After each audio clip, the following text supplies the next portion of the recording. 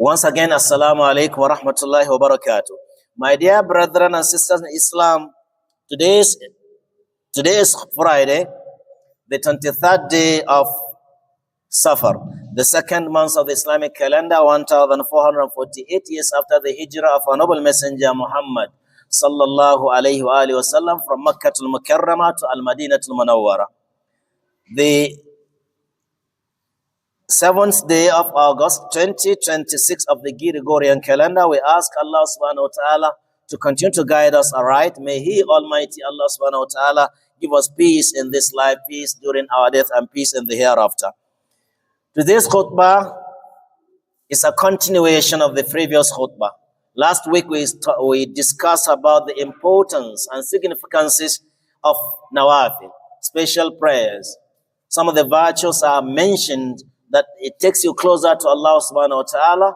It also augments whatever is missing from your fara'id, and at the same time is used to pay debt on the day of judgment. It also raises your standard to the next level by Allah subhanahu wa ta'ala, as mentioned in the earlier hadith. Today is going to talk about the classifications of these special prayers. The Holy Messenger alayhi salatu wasalam has sunnatically taught us or put us on nawafil.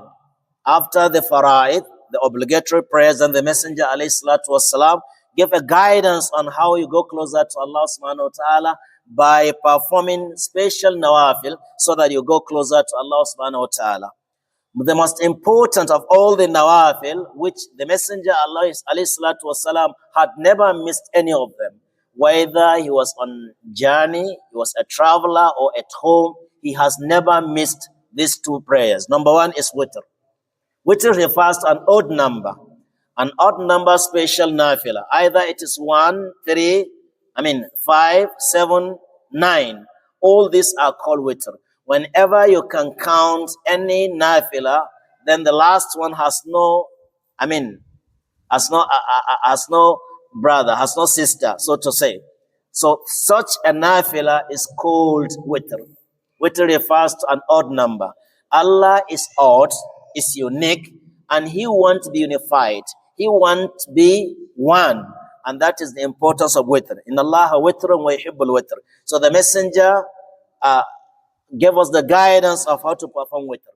You can perform witr only after Isha. That's the timing for witr, after Isha.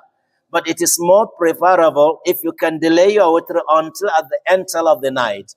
The end of the night, that is the last hours of the night, after praying the nawafil, then you bring in your witr. This is more preferable. In a situation where you know you cannot, or you are very sleepy, that is to say, you always sleep deeply, so it's better for you to perform your witr at the beginning of the night, after Isha. You can perform witr without any other nafila. But if you attach a twin or an even number, that is called shafa'i. So that is why in the Maliki school of thought, because of the shafa'i that is attached to witr, we think the shafa and witr are together. But shafa'i refers to even number, and witr refers to an odd number. And there are two different prayers. But Maliki school of thought want to teach people maybe to start by performing 2 rakats before the witr. But you can perform only witr, as mentioned in the hadith, awtiru ya ahl al-Quran, walau bi rak'atin wahida. Perform witr, all the bearers of the Quran, even if it is 1 rak'ah. So this witr could be delayed if you have the chance to wake up in the night to pray more of nawafil before you can crown the prayer with a witr, with an odd number. Either by praying 1 or 3, you just terminate at the third one, or praying 5, you continuously until the last one, or 7 or 9. So you join them all together except the last one where you're going to sit down and terminate your prayer. This is called witr. The Messenger alayhi salatu wasallam says, Salatul layli mathna mathna. The night prayers are in twos. That is, they are going to be prayed in pairs, except for the witr. He said, فَإِذَا خَشِيَ أَحَدُكُمُ الْفَجْرَ فَلْيُوتِرْ بِوَاحِدَةٍ. If any one of you fears the coming out of the witr, of the dawn, then he should pray 1 rak'ah to crown the prayer, is named witr. And this witr is only performed once in a night. So if you perform a witr at the beginning of the night, you cannot repeat another witr in the last part of the night. So even if you are going to perform another prayer, there should be in pairs another witr. La witrani fil layl. There is no two witr in a night. Then number two is salatul, rak'atan al-fajr. Rak'atan al-fajr are two units of special prayer that is being observed after the coming out of the dawn before the performance of the morning prayers, Subh prayer. This is just like a key. You are trying to open the day with the blessings of Allah subhanahu wa ta'ala by observing two rakats. That is called rak'atan al-fajr. And the messenger mentioned that these two rakats are better than the world and all the contents. All the world and what is content in the world. These two rakats are far better than what you can see of cars or houses or whatever.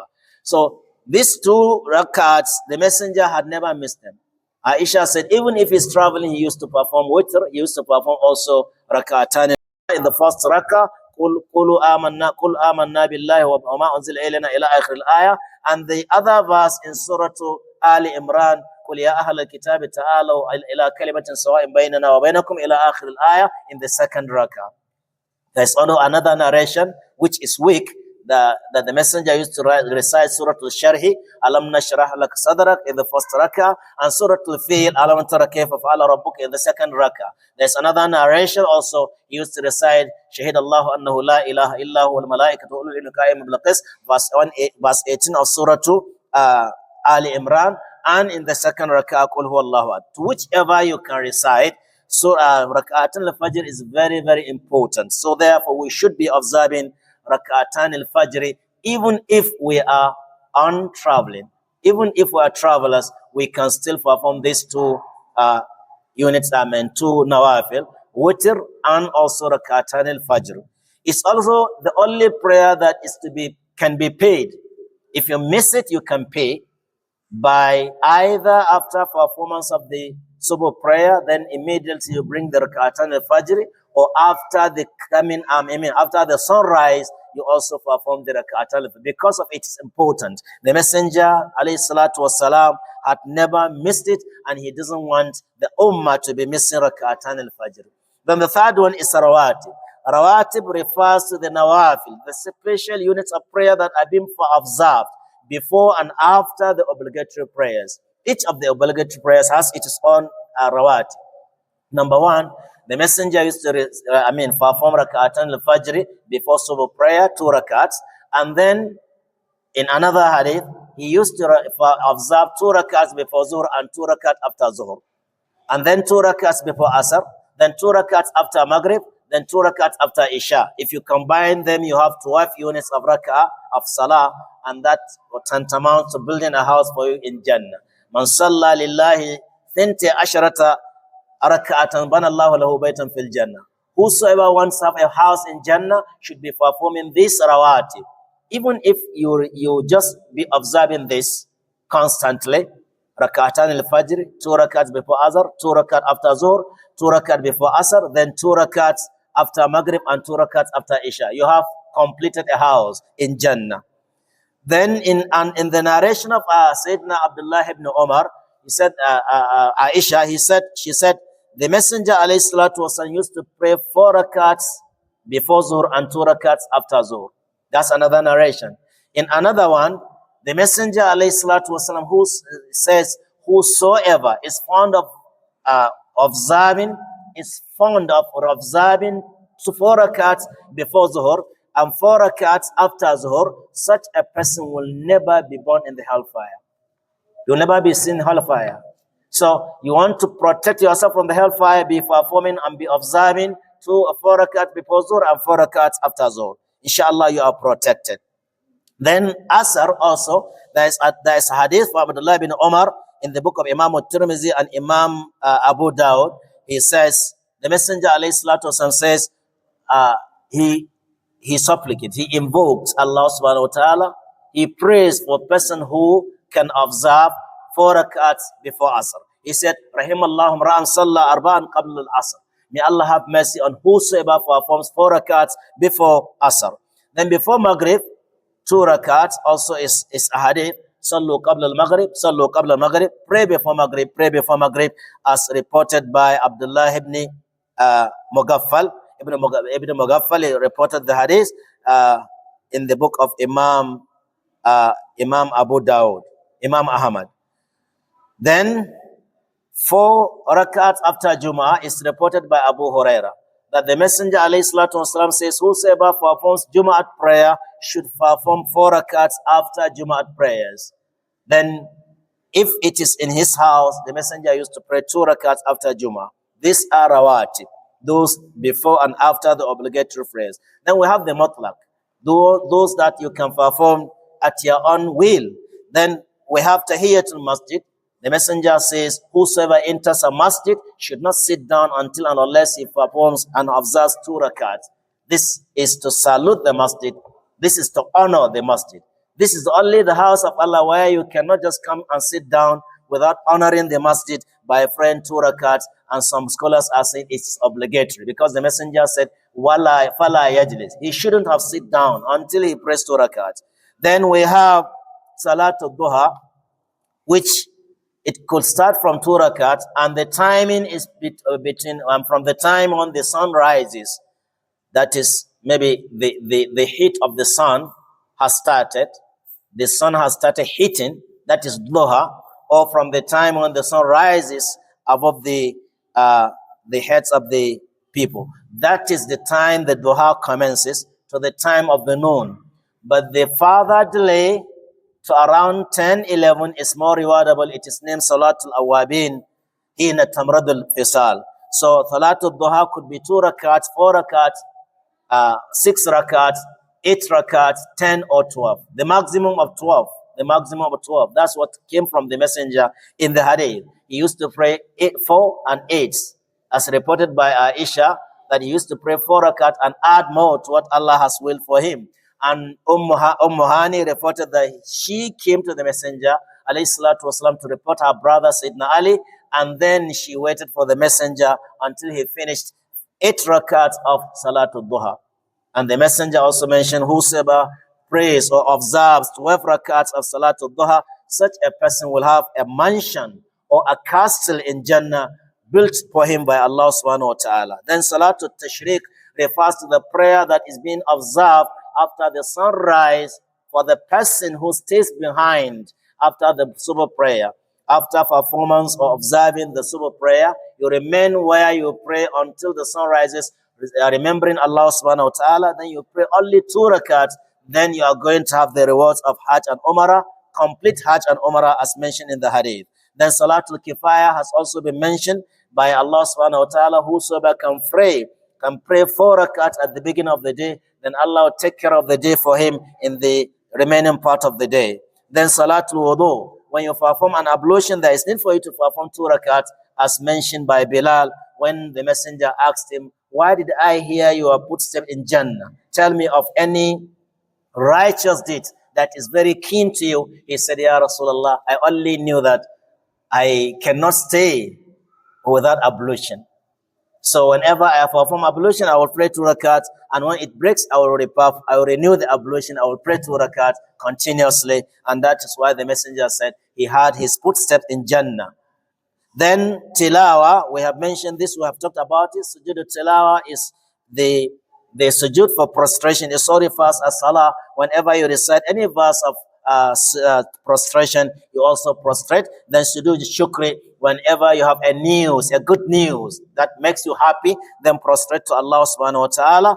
Then salatul haja, whenever you have any need, anything, any complaint, any problem, just perform 2 rakats after performance of ablution, then ask Allah, and say definitely Allah will answer and respond to your problems and solve your problems. Then the salah that the Messenger used to perform after coming back from returning from a trip or returning to his house, to put barakah in his house, you perform 2 rakat. Then Salatul Tawbah refers to this prayer for repentance. Whenever you commit a sin, just perform 2 rakat and ask Allah's forgiveness. The Messenger said, certainly you will be forgiven. Then the Salatul Istikhara consultation, which will be described and explained inshallah in the subsequent khutbah. And then Salatul Tasbih will also be explained in the subsequent khutbah inshallah. Then after Jummah we have mentioned it. Then Salatul Taraweeh and Salatul Tahajjud. All these were very known to us. We knew about Salatul Taraweeh during Ramadan.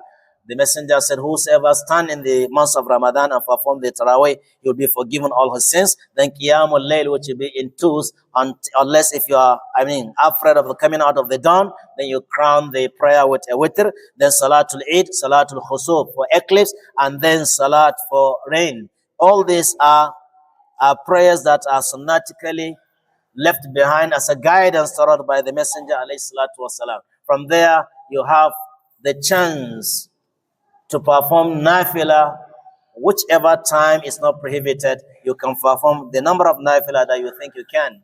But for the Qiyamul Layl, Allah says that Allah is happy. Allah is